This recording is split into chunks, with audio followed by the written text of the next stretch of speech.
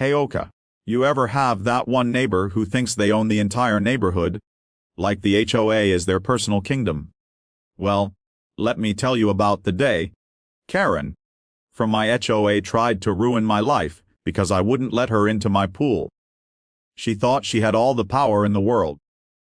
She thought calling the cops on me would teach me a lesson.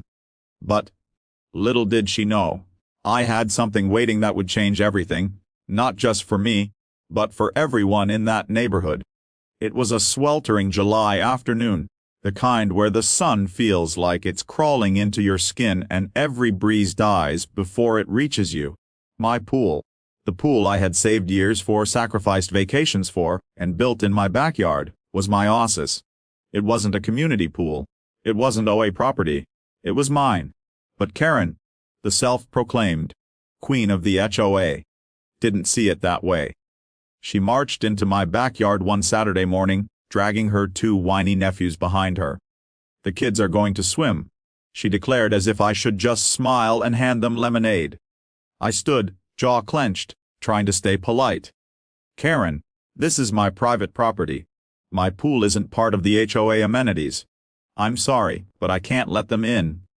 Her eyes widened like I had just slapped her. "Excuse me, we all pay fees in this neighborhood. That pool belongs to the community. I'll have you know, as HOA president." And that's when I cut her off. "Karen, I paid every cent of this pool out of my own pocket. It's not up for debate. Please leave." She huffed, muttering under her breath, dragging the kids away, but not before throwing me a glare sharp enough to slice steel. I thought that was the end of it, but Karen wasn't the type to let things go. A storm was brewing, and I didn't even realize I was standing right in its eye. The next weekend, she came back. But this time, she wasn't alone. She brought backup, her phone, her attitude, and eventually the cops. I had just finished skimming the pool when I heard her voice from over the fence. Loud, piercing, designed so the whole neighborhood could hear. "You're violating HOA rules! You're denying access to community resources." I ignored her, until the sound of sirens filled the street. Two police officers walked up my driveway, Karen trailing behind them like she had just won the lottery. "See," she cried, pointing at me.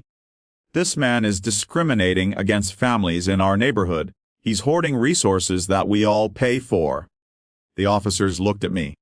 "Sir, we need to clear this up. Do you have paperwork showing this pool is private property?" My stomach sank. I hadn't expected to have to defend my own backyard. But luckily, I was ready. I led the officers into my home, into a small office where I kept everything.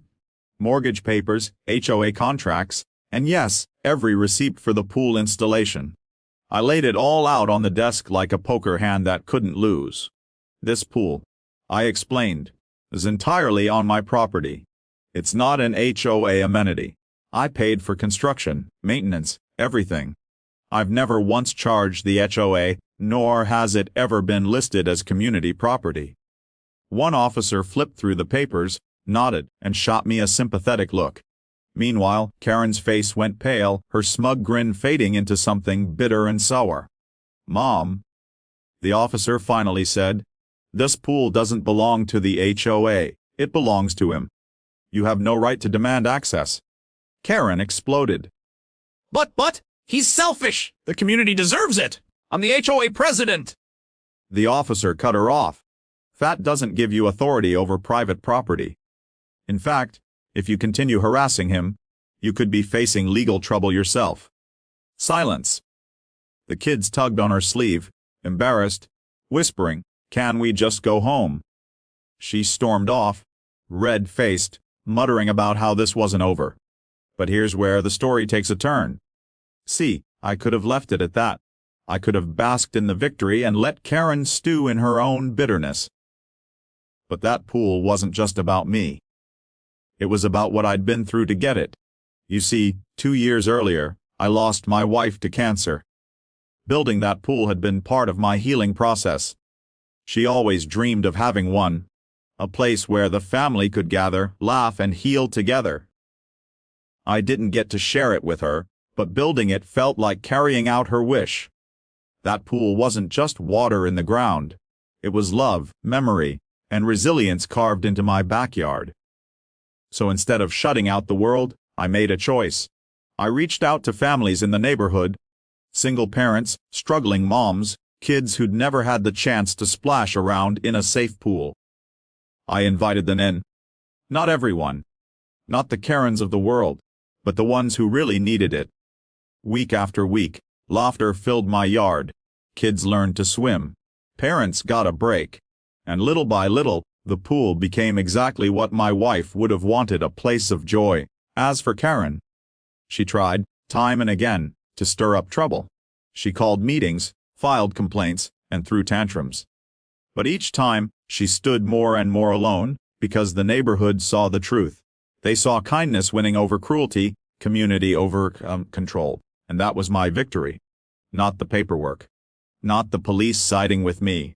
But watching Karen lose the only power she thought she had, fear. By the end of summer, people started jokingly calling it our pool. Not because it belonged to the HOA, but because it had become a symbol of what real community looked like. Something Karen could never buy, bully, or steal. And me, I finally felt peace. Not just because I won against her, but because in honoring my wife's dream, I gave something back to others. So here's the truth: sometimes, the biggest battles aren't about fences, pools, or even HOAs.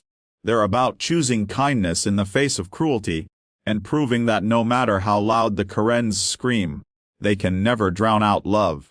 Message to the audience: when life puts a Karen in your path, someone who tries to strip you of your peace, your joy, your hard work, you don't always have to fight with anger.